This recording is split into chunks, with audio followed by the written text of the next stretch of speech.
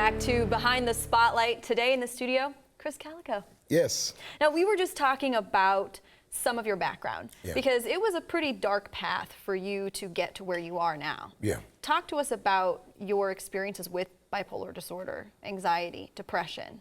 Walk us through that a little bit. Well, you know, I've been diagnosed with being bipolar, which, you know, it's very vague. They just go by the symptoms.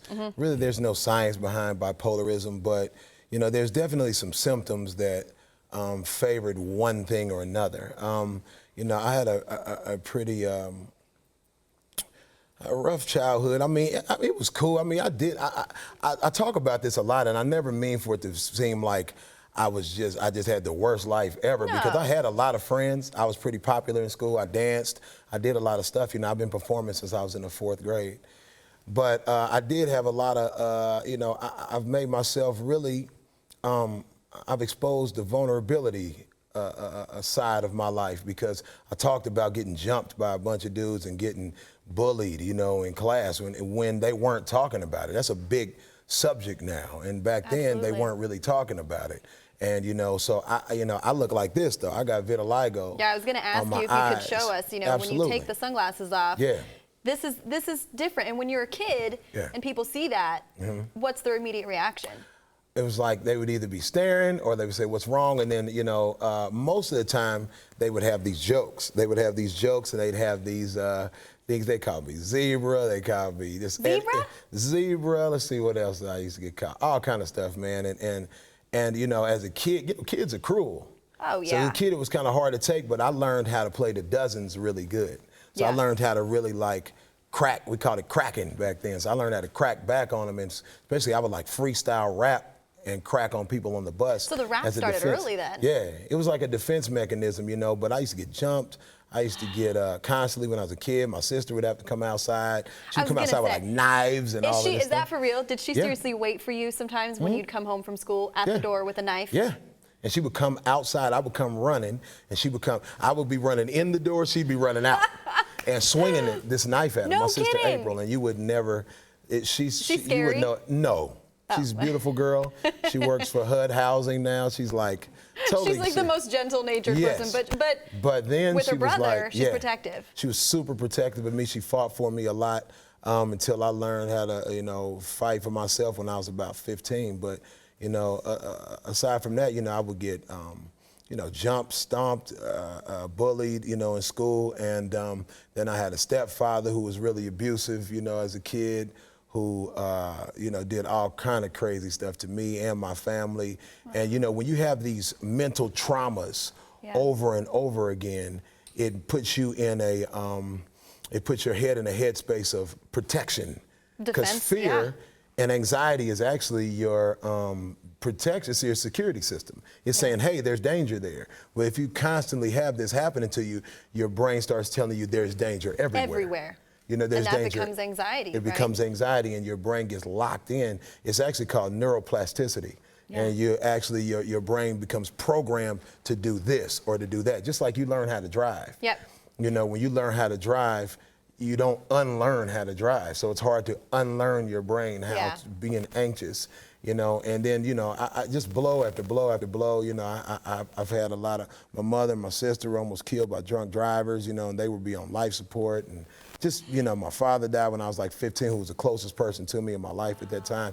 And, you know, just those things, you know, it's been hard to let go of them over the years, you know. When I first got into music, people said, the guy who actually got me into music, a guy named DJ Icy Rock, he was like, man, you know you're gonna have to put makeup on your face. You know you're gonna have to get way smaller than you are. You're gonna have to hide that, and you're gonna have to lose weight. Yeah, well, I was about almost 400 pounds at that time. Wow.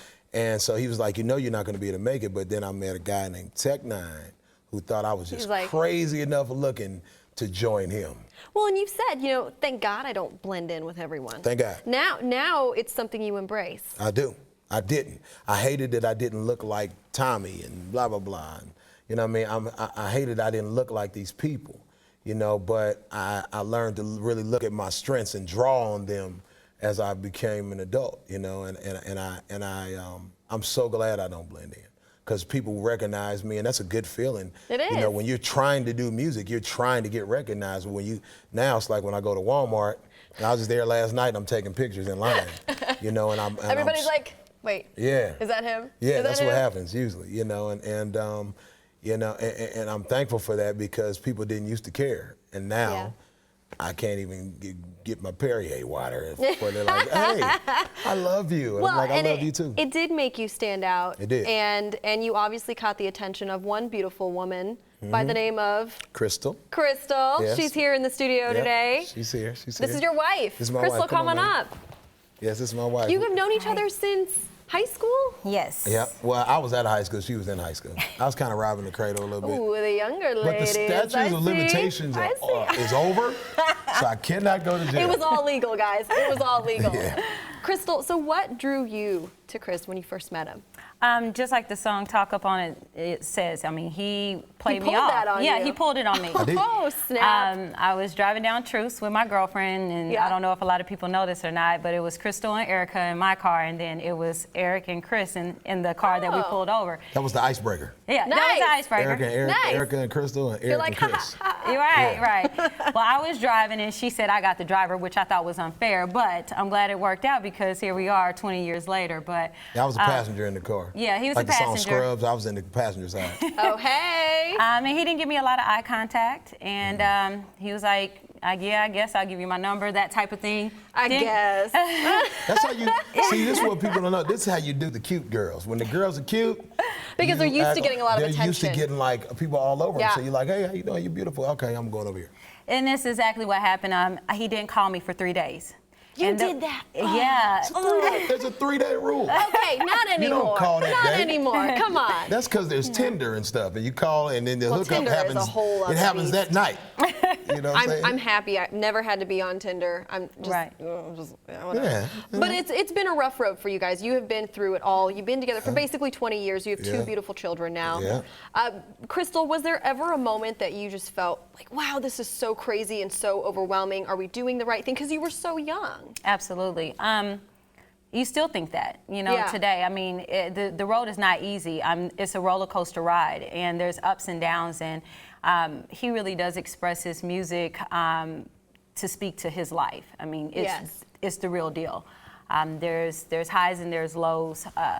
We were madly in love. I mean, so we knew that we wanted to get married. It was very scary getting pregnant right after marriage, which that made it a little bit more stressful. We still are now we actually had the touring situation figured out with how often I need to come out on the road, things like that. It does make it a little bit easier when you see each other often. Okay. But financially, we couldn't afford it in the first few years. We're now just getting to the point where I can travel in and not be an issue. And did you have a day job for a while? I think I remember you saying you had jobs. You've had a lot of jobs. The last one you had to go in at what, 5 o'clock in the morning? I did. What were you doing? I worked at it was Voice Stream. Well, it was Aerial. Then it changed to Voice Stream, which is now T-Mobile.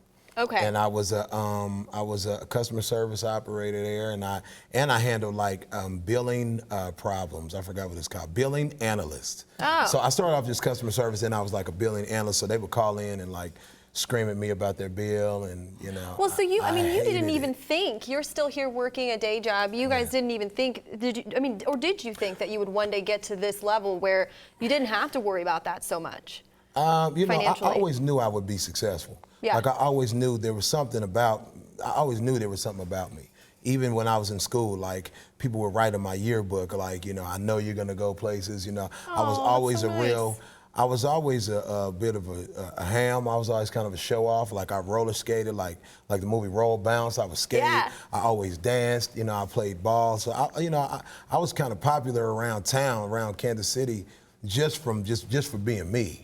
You know, and just all of the activities I would be. Yeah, so I've always been a performer, and I always knew that I was going to do something. I didn't know what the finances were going to be. Even when I got with Tech was like, just stick with me, dude, because Tech actually used to live. Me, Tech, and Crystle actually used to live together. Oh, did you really? Yeah. Yeah, when we had our first baby, we all lived together, and I used to actually make jokes about it because I used to be, Tech is so loud, and he laughs like, and I'd be like, dude, if you wake my baby up, I'm bringing my baby in here. And so he would wake my baby up. That is no joke. And I would bring the baby and put it put the baby in his lap, put him in his This lap. is on you, man. Like, yep. You gotta take He's care like, of no. And so, you know, he always encouraged me to, he was like, dude, we're gonna be the biggest thing ever. We're definitely gonna be the biggest thing out of Kansas City because we make our music to travel. And so that was actually when I was working at T-Mobile. And I would have to be there at 5 a.m. I worked till 2, and then we had to be at 2 in the afternoon, and we had to be at the studio at 3, and I would work from the studio from 3 in the afternoon to about 2 in the morning. Just long enough for me to go home and take a shower and get back to work. And go. Yeah. Now let me tell you the real. So before all of that, we was together. We did spend a little time apart, and the first song I think that he wrote at Icy Rock's house was about me.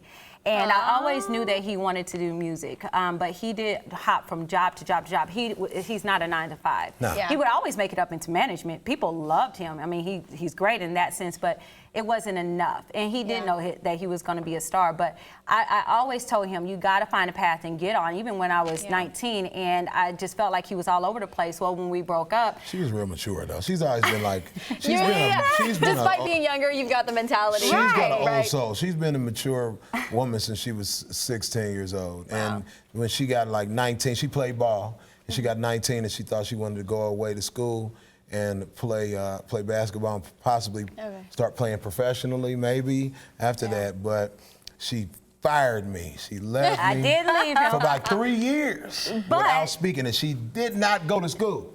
She stayed here. You didn't leave. She went to Rockhurst with the school.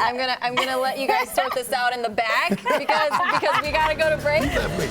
But this is the real deal. This is that's why you got actually Dr. Phil now. Thank you so much for joining us on Behind the Spotlight. We'll be right back. You guys gonna duke it out now? Yeah.